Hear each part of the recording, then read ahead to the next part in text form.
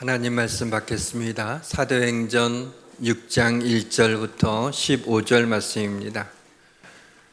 신약성경 196페이지 사도행전 6장 1절로 마지막 절 15절까지 교독하시겠습니다. 제가 먼저 읽겠습니다. 그때 제자가 더 많아졌는데 헬라파 유대인들이 자기의 과부들이 매일의 구제에 빠짐으로 시브리파 사람을 원망하니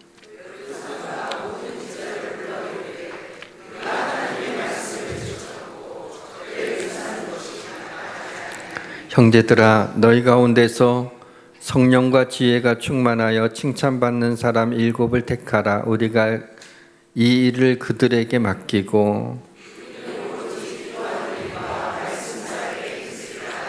온 무리가 이 말을 기뻐하여 믿음과 성령이 충만한 사람 스데반과 또 빌립과 브로고노와 니가노르와 디몬과 바메나와 유대교에 입교했던 안디옥 사람 니골라를 택하여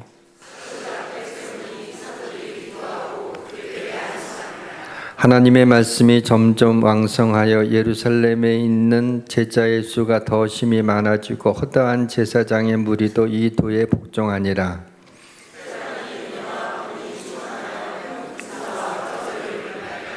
이른바 자유민들 즉 구레네인 알렉산드리아인 길리기아와 아시아에서 온 사람들의 회당에서 어떤 자들이 일어나 스데반과 더불어 논쟁할세. 사람들을 매수하여 말하게 하되 이 사람이 모세와 하나님을 모독하는 말을 하는 것을 우리가 들었노라 하게 하고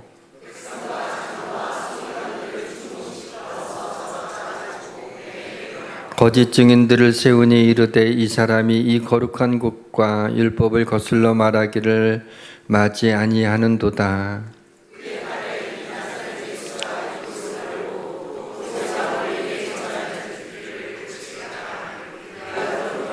같이 있습니다. 공회 중에 앉은 사람들이 다 스데반을 주목하여 보니 그 얼굴이 천사의 얼굴과 같더라. 아멘.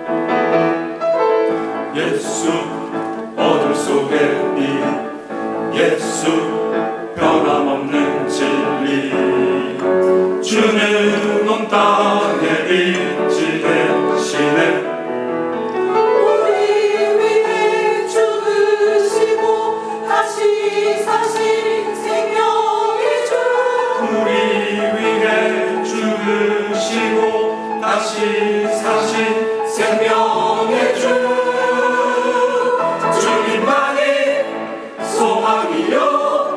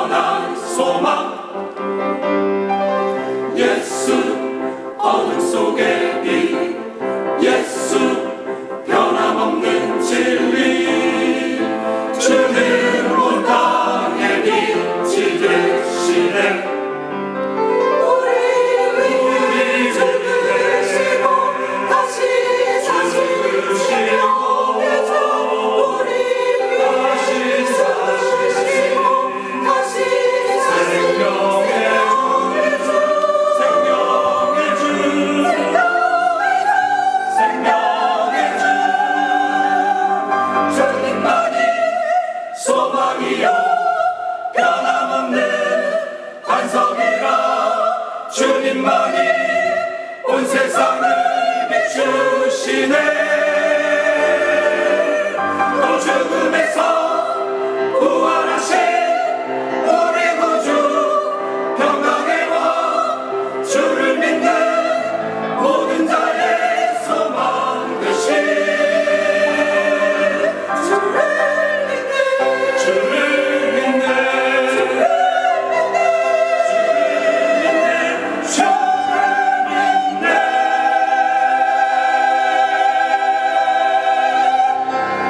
아멘. 감사합니다.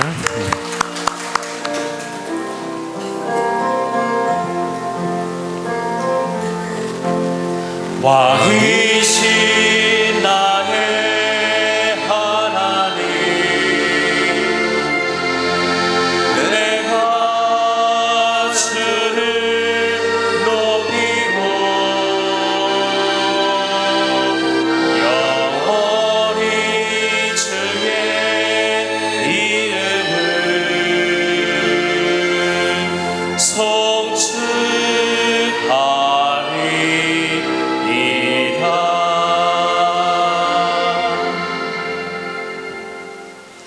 할렐루야. 하나님을 찬양합니다. 지난 한 주간도 너무 더웠는데 며칠 전에 입추가 지나서 이제 오늘 새벽에 창문을 여니까 좀 이렇게 시원한 바람이 들어와서 너무 좋았습니다. 너무 더워서 긴장을 좀 풀고 싶어서 좀 리스크가 있지만 고심하다가 용기를 내봅니다.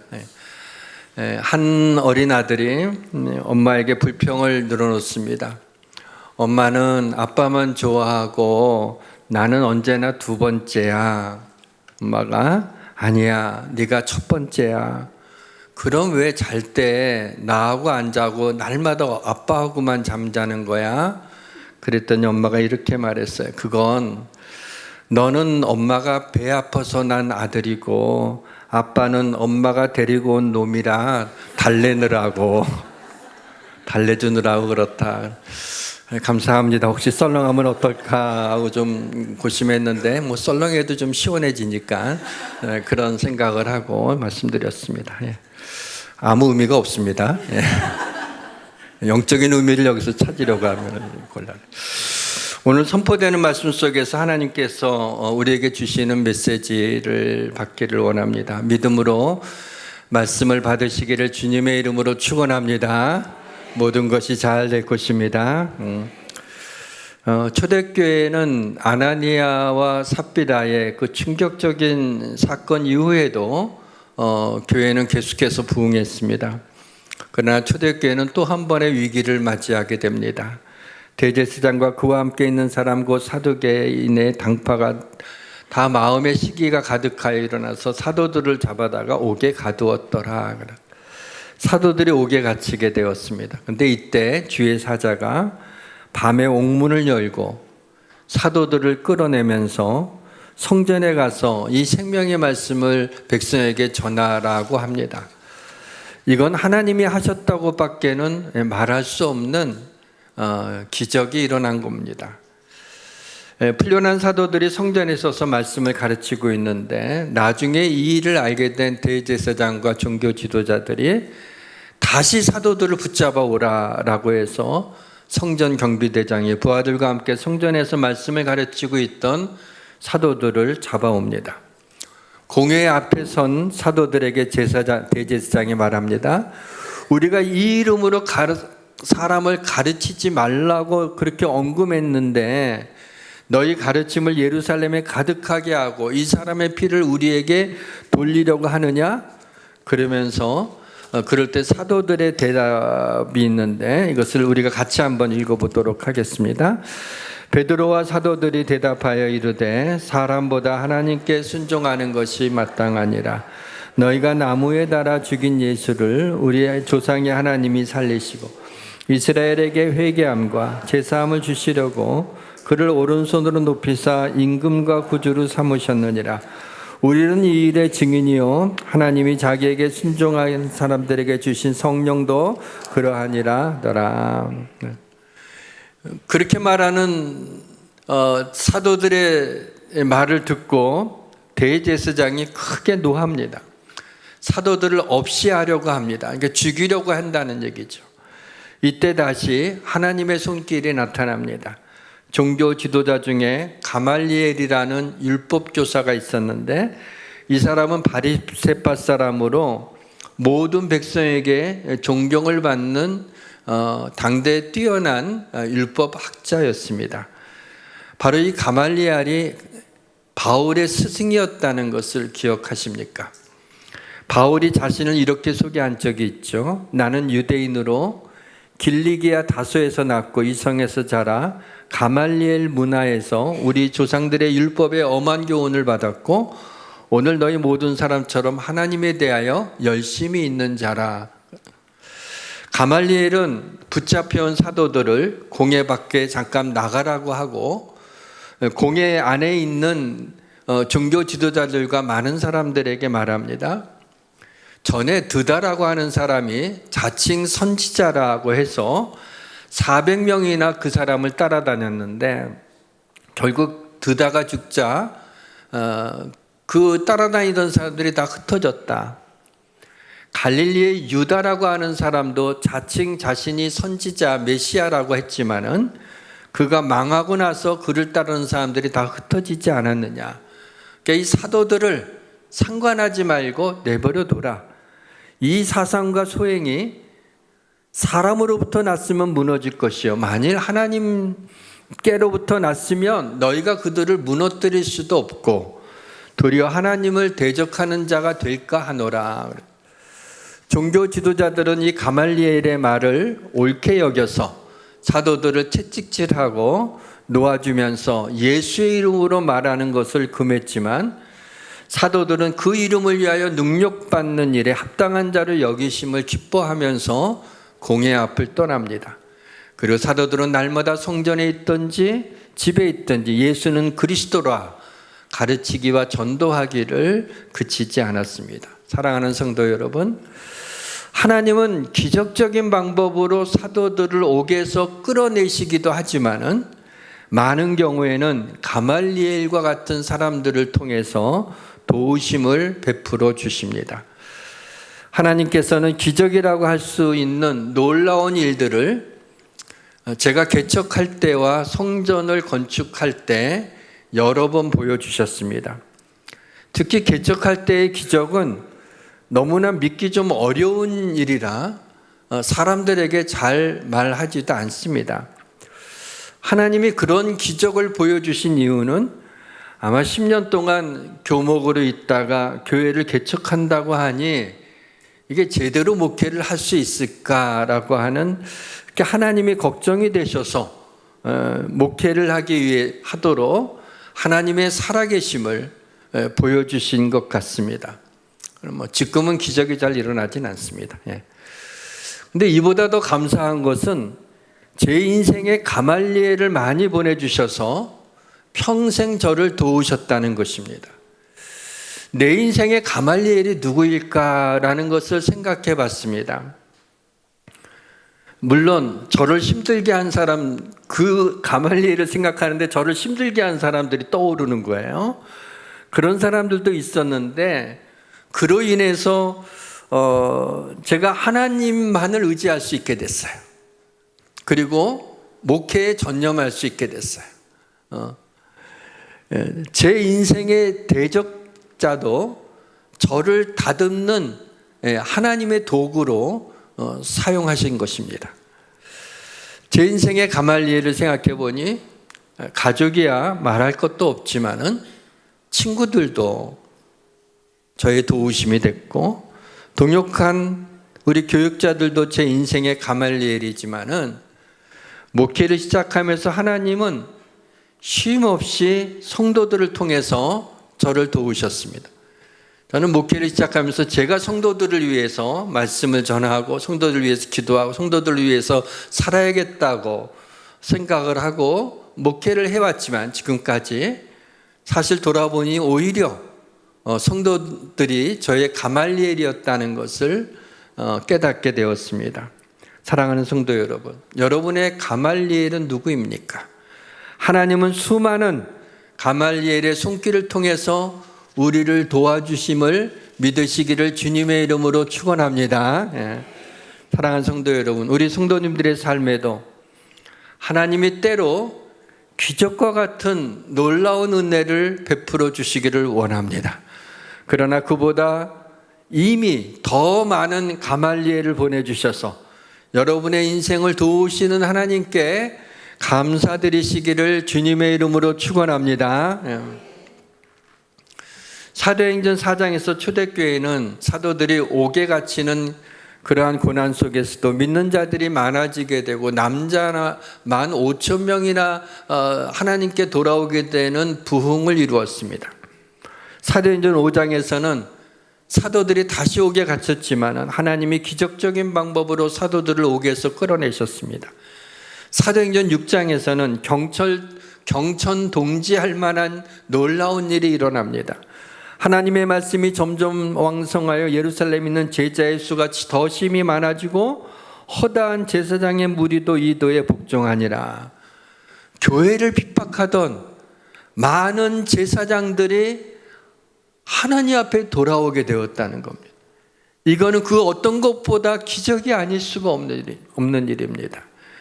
초대교회에 많은 어려움이 있었지만 어려움이 있었기에 하나님의 도우심을 체험할 수 있었고, 어려움이 있었지만 성령 충만할 때 교회는 언제나 부흥이 되었습니다.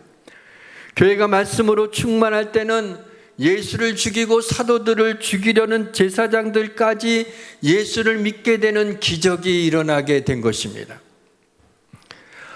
어떻게 초대교회는 핍박과 부흥의 사이클이 이렇게 반복되어 가는 이 모습을 보면서 저는 우리 인생의 사이클도 이와 비슷하다라는 생각을 했습니다.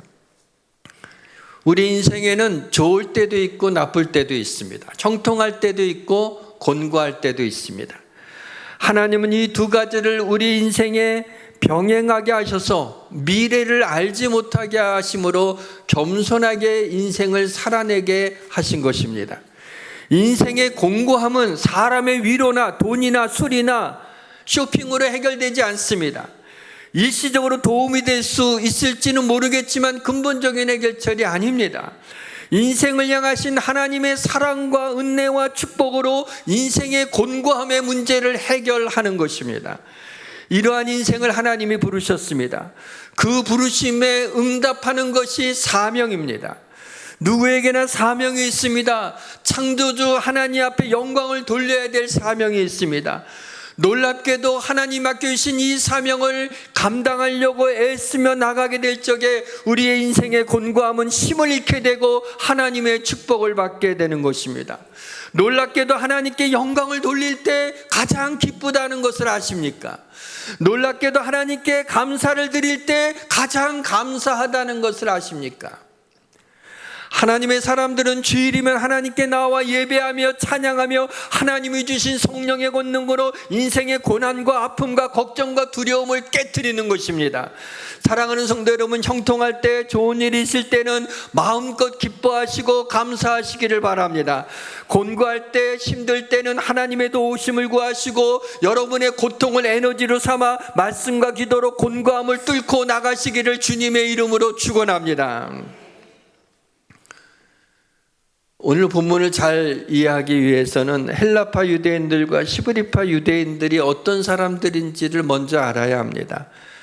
남왕국 유다가 BC 586년에 바벨로니아에 의해서 멸망을 당합니다. 그때 이 바벨론이 예루살렘에 있던 많은 유다 사람들을 포로로 끌고 갔던 것입니다. 그때 가서 거기서 이건 이민도 아니고 억지로 강제로 끌려간 거지만 뭐 이민 5세, 6세, 7세, 8세, 뭐 10몇 세까지 거기에 살고 있는, 바벨론도 헬라 문화권이었죠. 거기에 살고 있는 사람들이 있었어요. 그리고 예수님의 부활을 목격했거나 예수님이 부활하셨다는 것을 본 사람들이 예수님이 다시 사셨다라는 것을 이야기해 줌으로 인하여 가까운 사람들이 예수님을 그때서야 비로소 믿게 되죠. 그래서 예루살렘에는 Jewish Christian, 믿는 유대인 그리스도인들이 있었습니다. 종교주의자들이 이들이 종교 지도자들이 핍박을 하니까는 그것을 피해서 주변 나라로 흩어져 살았습니다. 그래서 이런 바빌로니아에 흩어진 사람들, 그리고 지중해 연안에 흩어졌던 사람들, 이들을 전부 다 디아스포라라고 말하죠. 바벨론 포로로 잡힌 유대인들과 핍박을 피해 지중해 연안에 흩어진 이 주이스 크리스찬들이 어느 지역에 살던 이들은 먼저 회당을 만들고 회당을 중심으로 살았습니다. 그래서 유럽에 가게 되면 스페인이나 프랑스나 유럽 쪽에 그 성당들이 가장 먼저 세워지게 되고 그 주변으로 마을이 형성돼서 성당이나 그 앞에 큰 광장들이 있는 것을 볼 수가 있습니다. 그 회당에서는 토라, 율법을 가르쳤습니다. 아이들도 토라를 배우지만 이들은 이미 헬라 문화권에서 살고 있었습니다. 지중해 연안에 흩어져 살고 있던 많은 유대인들이 오순절을 지키느라고 예루살렘으로 왔습니다. 그런데 마가의 다락방에서 성령의 그 임재하시는 역사하심을 처음 보게 됩니다. 그리고 거기에 모였던 사람들이 대부분 갈릴리 사람들이 많이 있었는데 자기들이 살고 있는 나라의 말을 이 갈릴리 사람들이 방언으로 자기들이 나라의 말들을 하고 있는 것을 보면서 충격을 받습니다. 이게 어찌된 일이냐. 이들은 이 이스라엘을 한 번도 나가본 적이 없는 사람들인데 어떻게 내가 살고 있는 나라의 말을 할 수가 있느냐라고 하면서 충격을 받죠. 그리고 사도들이 전한 너희가 못 박은 예수를 하나님이 다시 살리셨다라는 그 말씀을 듣고 마음에 찔림을 받아 하나님께 돌아오는 일들이 벌어지게 됩니다. 이들은 사도들에게서 말씀을 배우고 하나님을 찬양하고 기도하면서 성령 충만해지게 되니까는 너무나 기쁜 거예요. 여기가 천국이다라고 하는 거예요. 그리고 막 흥분했어요. 자기들이 살던 나라로 돌아가야 되는데 돌아가질 않는 거예요. 몇 달이고 예루살렘에 머무는 일이 생겼어요. 근데 여비도 이제 떨어지고 이제 먹고 자는 일을 해결할 수가 없게 되었을 때 그 시브리파 유대 예루살렘에 살고 있던 크리스찬들이 바로 밭과 땅을 팔아가지고 그것을 사도들 발 앞에 두고 사도들이 그 어려운 가지 못한 사람들의 먹을 걸 주고 함께 날마다 찬양하고 날마다 기도하고 날마다 복음 전하기를 그치지 않았던 것입니다. 초대교회가 얼마나 사랑이 넘치고 뜨거웠는지 정말 상상이 가지 않을 정도입니다. 이들 헬라 문화와 언어에 능통한 사람들, 이 사람들을 헬라파 유대인이라고 불렀고 예루살렘에서 복음을 받아들이고 예루살렘에 살던 사람들을 히브리파 유대인이라고 불렀습니다. 믿는 자들이 많아졌습니다. 그런데 이때 교회 문제가 생겼습니다. 헬라파 유대인들과 히브리파 유대인들 사이에 분열과 갈등이 일어나게 된 겁니다. 구제 문제 때문이죠. 헬라파 유대인들이 볼 때 헬라파 과부 유대인들이 매일의 구제에서 빠지자 히브리파 유대인들을 원망합니다. 헬라파 유대인들의 원망을 알게 된 사도들이 교회에서 섭섭함과 불만이 나오니까 심각함을 느끼게 됩니다. 전에는 사도들이 교회의 모든 걸 했습니다. 설교하고 성경 공부를 하고 기도회를 인도하고 상담도 하고 또 그 선교도 하고 그랬어요. 그러나 그것뿐만 아니라 교회도 관리하게 되고 그 다음에 재정도 감당해야만 했습니다. 사도들은 하나님의 말씀을 제쳐놓고 우리가 이런 접대 일을 하는 것이 마땅치 않다고 말합니다. 접대라는 것은 재정 출납을 의미합니다. 칭찬받는 사람 7을 택해서 교회 일을 하게 하고 우리는 오직 기도하는 일과 말씀 사역에 힘쓰겠다라고 합니다. 그래서 온 무리가 이 말을 기뻐했습니다. 교회의 문제가 이제 바람직한 방향으로 해결되었습니다. 어떻게 그럴 수 있었을까요? 그것은 사도들과 온 성도가 성령 충만했기 때문입니다. 성령 충만하면 그 어떤 것으로도 얼굴을 붉히지 않습니다. 교회에는 누가 누구를 시기하고 미워하고 싸웠대 성령 충만하지 않은 겁니다. 성령 충만한다는 것은 서로 사랑하게 되고 서로 위하고 서로 감사하기 때문에 어떤 그 사소한 문제들이 문제가 되지를 않습니다. 사랑하는 성도 여러분, 성도 간의 원망과 미움이 혹은 교회에 대한 불평이 일어났을 때 이러한 문제를 해결하기 위하여 마주 앉아 있어서 말로 이 대화로 이것을 풀려고 하면 안 됩니다. 그렇다고 싸우라는 건 아니고요. 아마 이미 사탄이 개입을 해서 원망과 미움과 불평이 생긴 것이기 때문에 말로 풀려고 하면 할수록, 인간적으로 풀려고 하면 할수록 더 미궁 속에 빠지게 됩니다. 이때는 어떻게 해야 되냐면 모든 걸 스탑해야 됩니다. 그래서 함께 말씀을 읽고 함께 찬양을 하고 함께 기도해서 성령 충만해지게 되면 그 모든 문제는 자연스럽게 해결이 되는 겁니다.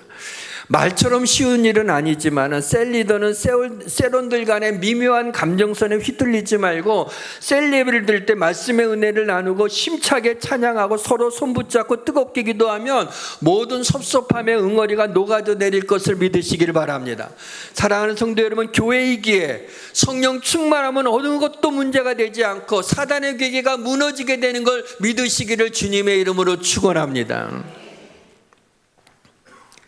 사도들이 칭찬받는 사람 7을 택해서 교회 일을 하게 하자는 말에 모든 성도들이 기뻐하면서 7 집사를 세웁니다. 7 집사는 오늘날로 굳이 얘기하게 되면 장로님들이나 안수 집사님 뭐 그런 정도로 얘기할 수 있겠죠.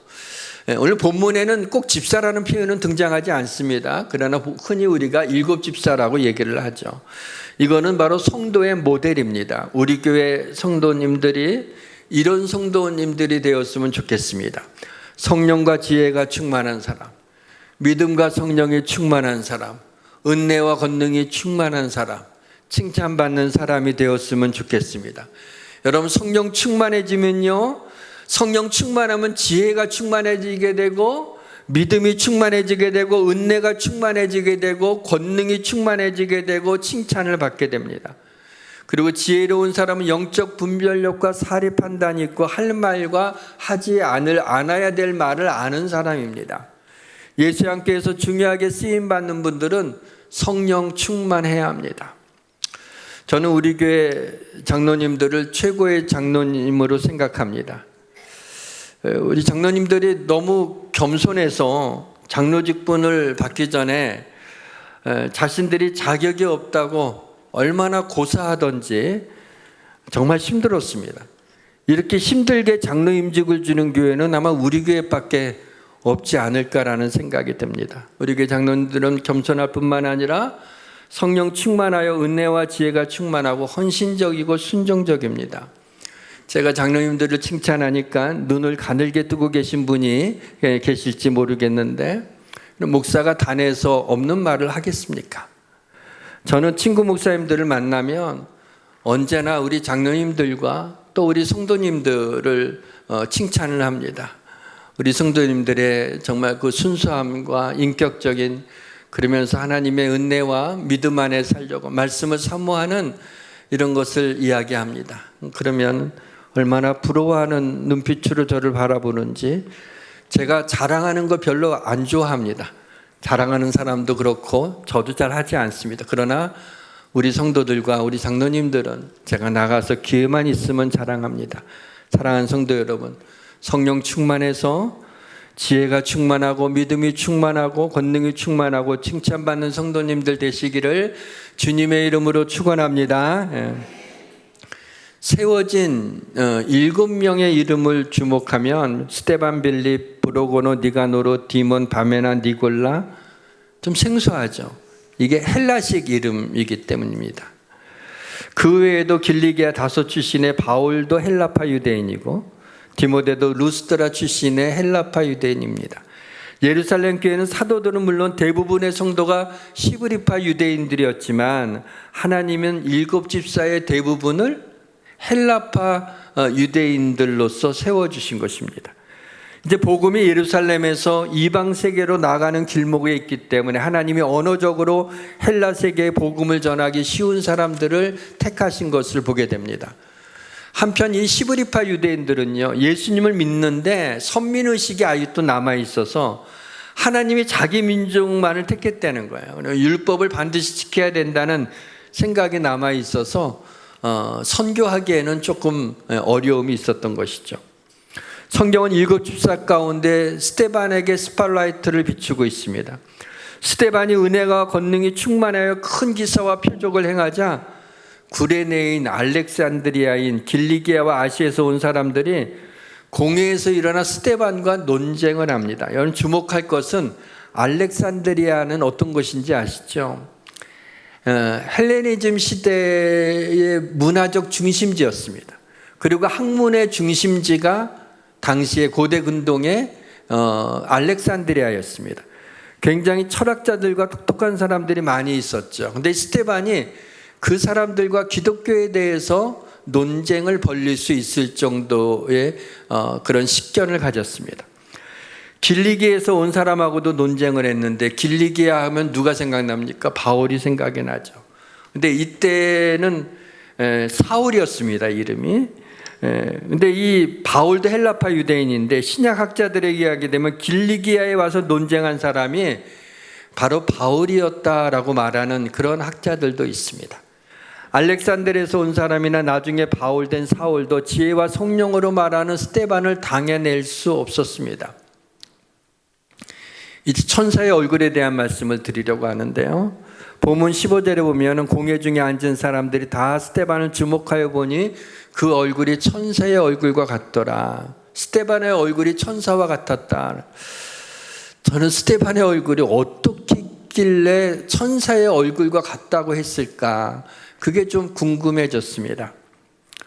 천사의 얼굴 하면 어떤 이미지가 떠오를까? 제가 이제 이미지를 떠오르는 거예요. 천사의 얼굴? 착하고 티가 없는 얼굴? 아니면 좀 이렇게 평안해 보이는 얼굴? 인상이 좋은 얼굴인가? 아니면 아기 같은 얼굴을 가리켜서 천사의 얼굴이라고 말하는가? 그게 천사의 얼굴일까를 생각했어요. 그런데 그거는 제 뇌피셜이고 성경을 근거로 말씀을 드려야 되니까 성경에서 천사의 이미지를 좀 찾아봤습니다. 사도행전 10장 3절과 4절 말씀에 이런 말씀이 나오더라고요. 하루는 제9시쯤 되어 환상 중에 밝히 보며 하나님의 사자가 들어와 이르되 고넬료야 하니 고넬료가 주목하여 보고 두려워하여 이르되 주여 무슨 일이니까. 하나님의 사자는 천사를 가리키는 거죠. 그러니까 천사가 나타났을 때 고넬료의 첫 반응이 뭐냐면 두려워했다라는. 그러니까는 천사의 얼굴이 아기같이 티 하나 없으면 두려워할 거 없죠. 근데 뭔지 모르지만은 두려워하는 모습을 보게 됩니다. 천사 가브리엘이 마리아에게 나타나서 수태고지라 그러죠. 네가 구주를 잉태했다라고 하는 그 소식을 전하게 됩니다. 그때 이 마리아의 첫 반응이 뭔지 아세요? 무서워하여 그랬어요. 천사의 얼굴을 보고 무서워하는 것을 보게 됩니다. 그러니까 천사의 얼굴이 뭐 인상이 좋고 뭐 평안해 보이고 아기와 같이 티 없고 착한 얼굴은 아니라는 거죠. 천사는 하나님의 심부름꾼입니다. 그러니까 어떤 어려움이 있든지 하나님이 맡겨주신 사명을 반드시 그대로 행하는, 심부름하는 그런 사람이에요. 그러니까 하나님의 명령에 순종하는 그러한 존재입니다. 천사의 얼굴은 저는 결연한 표정이 있었으리라고 생각합니다. 아브라함이 하나님의 명령을 따라 이삭을 번제로 드리기 위해서 이삭을 묶을 때 그 결연한 얼굴의 표정. 다니엘의 세 친구가 왕이 만든 우상에게 절하지 않겠다면서 왕이여 하나님이 우리를 맹렬히 타는 풀무불 가운데 능히 건지셨고 왕의 손에도 건졌으리라. 그리 아니하실지라도 왕이 세운 금신상에 절하지 않겠다라고 말할 때, 죽음을 각오하고 말할 때의 그 결연한 표정이 저는 천사의 얼굴이라고 생각합니다. 종교 지도자들이 사람들을 매수해서 스데반에 대해서 이 사람이 모세와 하나님을 모독하는 말을 하는 걸 우리가 들었노라라고 거짓 증언을 하게 됩니다. 스데반이 거짓 증언으로 자기를 죽이려는 사람들에게 표정 관리가 되겠어요? 내가 미워하는 사람 앞에서도 표정 관리가 잘 안 되는데 자기를 죽이려고 하는 사람 앞에서 표정 관리가 되겠냐고요. 억울하고 그 다음에 분노가 일어나지 않겠습니까? 그런데 공회에 앉은 사람들이 다 스데반의 얼굴을 보니까 얼굴이 천사의 얼굴과 같았다. 누가요? 전부 다. 공회에 있던 사람들이 다 그를 보니까는 천사의 얼굴과 같다는 거예요. 이 와중에 스데반이 7장으로 넘어가서 1절부터 53절까지 성경에 기록된 가장 긴 설교를 하게 됩니다. 그리고 돌에 맞아서 순교를 합니다. 스데반은 기독교 최초의 순교자입니다. 스데반에게 중요했던 것은 무엇이었어요? 하나님께서 맡겨주신 사명을 감당하는 것이었습니다. 마지막 설교를 앞두고 그의 얼굴은 결연했습니다. 이때 스데반의 얼굴이 천사의 얼굴과 같았다라고 말하는 것입니다. 또 하나, 스데반의 얼굴이 천사와 같다는 것을 성경에서 찾을 수 있을까라고 여러 번 뒤적거리는데 뜻밖의 가까운 곳에 있었어요. 사도행전 7장에 보니까 이런 말씀이 나오더라고요. 그들이 돌로 스데반을 치니 스데반이 부르짖어 이르되 주 예수여 내 영혼을 받으시옵소서 하고 무릎을 꿇고 크게 불러 이르되 주여 이 죄를 그들에게 돌리지 마옵소서. 이 말을 하고 자니라. 예수님이 십자가 달려 죽으실 때에도 그 첫 마디가 뭐예요? 아버지 저들을 사하여 주옵소서. 자기들이 하는 것을 알지 못함이니이다.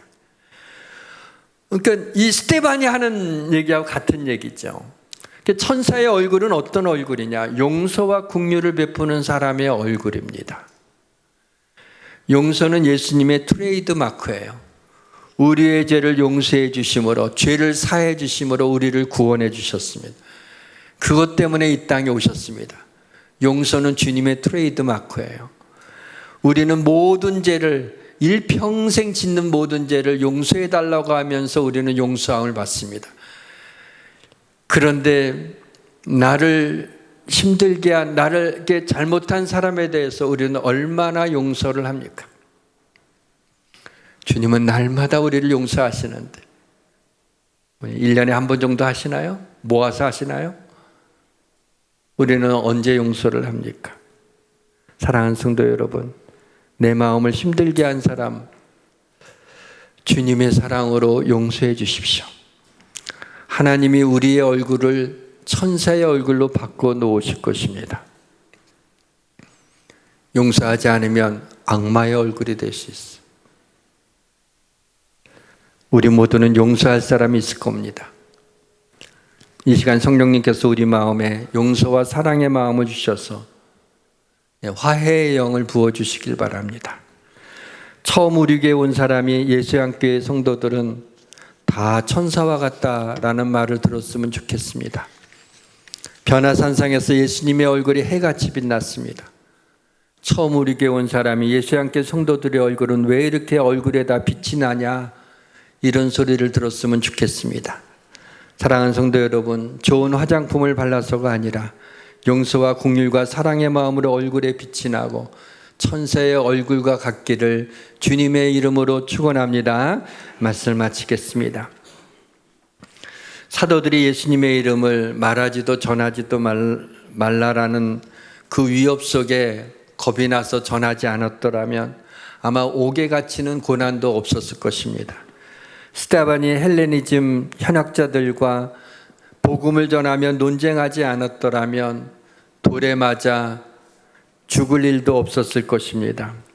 복음을 전하면 당연히 저항을 받습니다. 그러나 지금 우리가 가족이나 다른 사람에게 예수님을 전한다고 감옥에 가거나 죽을 일은 없습니다. 자신의 인생에 복음을 전하다가 힘들어 본 적이 단 한 번도 없었다면 그 사람의 믿음이 어떤지 저는 불안합니다.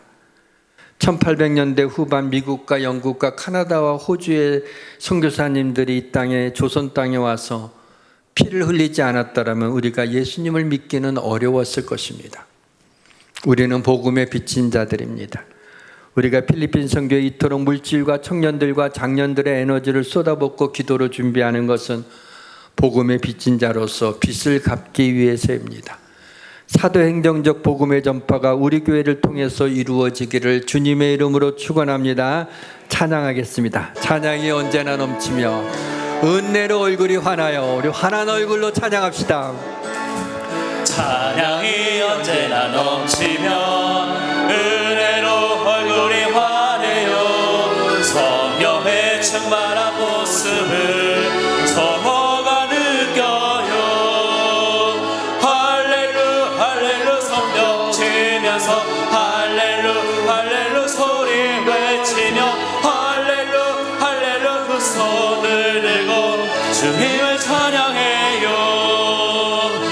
감사가 언제나 넘치면 은혜로 얼굴이 환해요. 성령의 충만한 모습을 서로가 느껴요.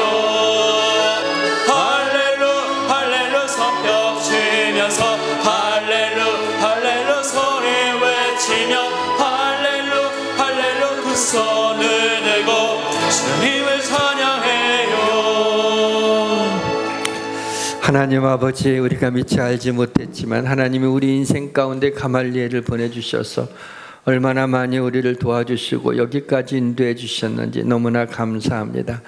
하나님 아버지, 우리에게 하나님이 맡겨주신 사명에 대한 순종하는 결연한 표정과 하나님 용서와 긍휼로 하나님 우리에게 잘못한 사람들을 용서하는 그런 마음을 주셔서 우리의 얼굴이 천사와 얼굴과 같게 하여 주시기를 원합니다. 우리 사랑하는 성도들을 축복해 주셔서 어떤 어려운 문제를 만나든지 기도와 말씀으로 뚫고 나가게 하시고 하나님의 은혜로 다 녹아지게 하여 주옵소서. 우리 교회가 사랑이 넘치는 교회가 되게 하시고 은혜가 넘치게 하여 주시고 성령이 충만한 교회가 되게 하여 주옵소서. 필리핀 선교뿐만 아니라 하나님의 이 땅에 복음을 전하는데 우리 교회가 천병이 되게 하여 주옵소서. 예수님의 이름으로 기도하옵나이다. 아멘.